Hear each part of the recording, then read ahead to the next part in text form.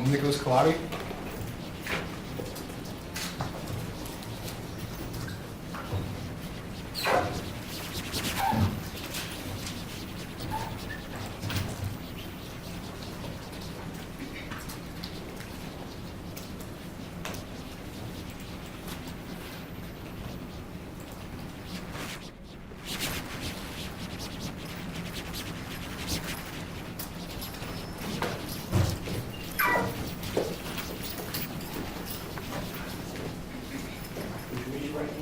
Swear that the testimony you're about to give will be the truth, the whole truth, and nothing but the truth. I do. You may be seated.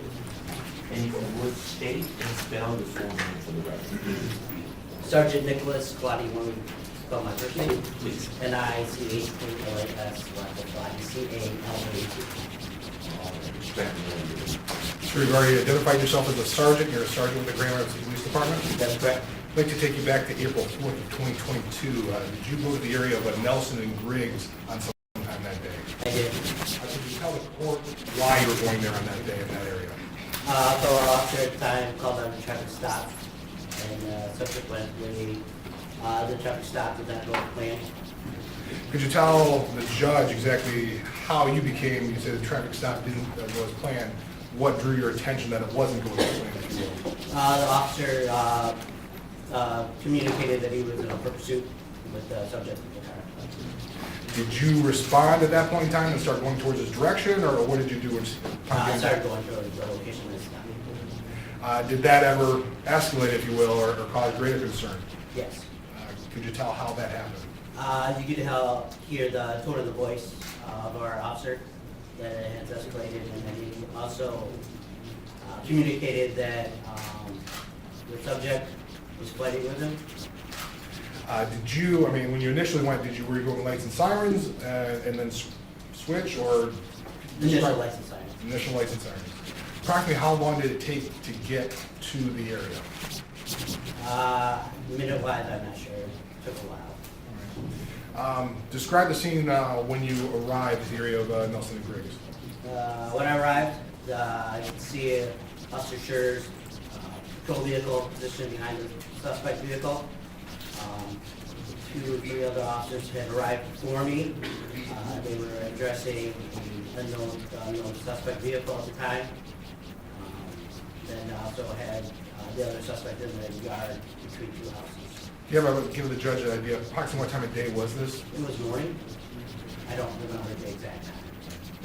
In the morning, though, before lunchtime. Yes. What did you do when you got there? Basically, I maintained the scene. What first we did is we had to check our unknowns, which was the vehicle that was stopped, if anybody else was in there or anything else. Once that was clear, we went to go render aid to the subject in the yard.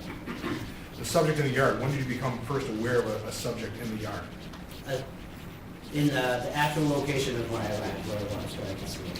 What did you see? What did you see of that subject in the yard? I saw a subject between 2 houses laying on face down on the ground with his arms underneath his body. Did you see Officer Schurr when you arrived in the I scene? did. What happened with him? Upon contact with them, I could see they were stressed out and was physically tired. At the time, I decided it would be best for him to fall back to my police vehicle.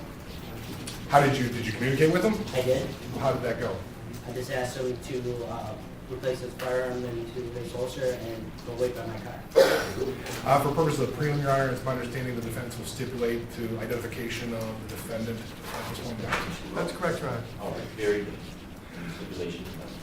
Did he make any comments to you or say anything to you when you first made contact to him and called him back to your position?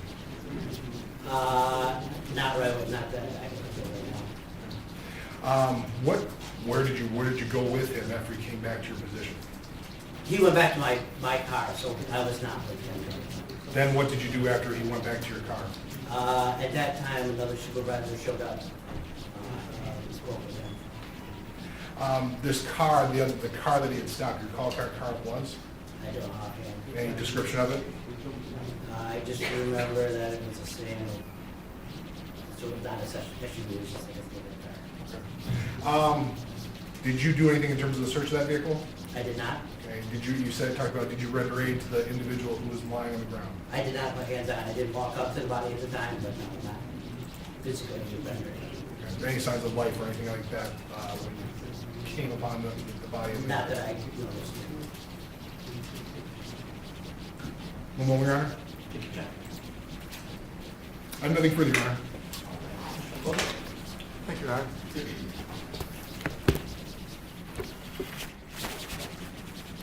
Good morning, Officer Calati. Good morning, sir. So you were not the first one on the scene, Yes, sir. and you responded when you heard a call from one of your fellow officers.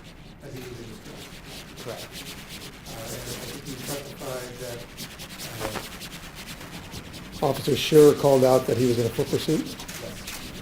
Okay, and on your way over, he also called out that somebody asked, does he have any weapons, meaning the person he was pursuing, right? That's correct.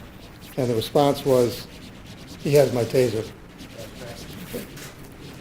So you're approaching this scene with caution, right? That's correct. Because you think there might be a suspect that has a weapon, Correct. because a taser is a weapon, right? Yes, sir. Okay, so you were approaching it as if he was armed and dangerous. That is correct. And there were other officers that were approaching at the same time, Yes, sir. and there were other officers that were already there when you got there. Yes, sir. And everybody is approaching this situation with extreme caution, right? Yes. They have their weapons drawn, or their access to the weapons readily available, correct? And they're clearing the scene Yes, sir. because they're making sure that the officers are safe. Yes. And there were residents milling about, right? Correct. And you want to make sure that everybody in the area is safe, right? Yes. So everybody's approaching this scene with extreme caution. Is that fair to say? That is. Now, by the time you got there, I think you said there were a couple officers already on the scene. So is two about right, or do you think there maybe were more? I think there's Three. Do you remember who they were? Sergeant Tim Johnson, Officer Christopher Schurr, Okay. And so, did you recall, I think you said that they were addressing whether there was another person in the car. Yes, correct. What did you mean by addressing? We were calling out the car verbally to make sure that nobody was in there before we walked and cleared and make sure nobody was in there. Okay. And again, the concern is that there could be someone that's potentially going to harm either the officers or bystanders. That's correct. So you're approaching this, excuse me, Your Honor, the situation as armed and dangerous because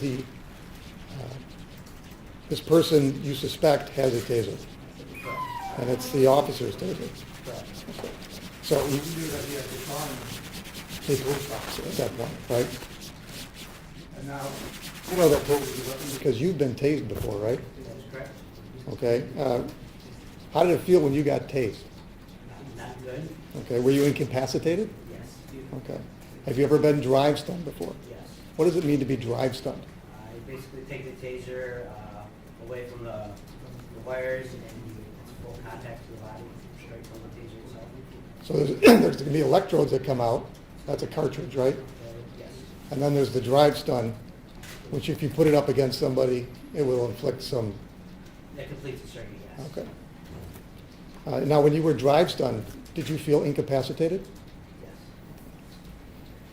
All right. So you at some point approached who you later learned was Mr. Lyoya, right? Yes, sir. Okay. And when you approached him, he was still face down. That's correct. Did you or another officer roll him over? Another officer did. Do you recall who that was? I believe it was Sergeant Tim Johnston. Okay. As he was rolled over, did you see a taser? I did. Was it in the position of where his hands were? Yes. Did anybody move the taser or put the taser there? No. Okay.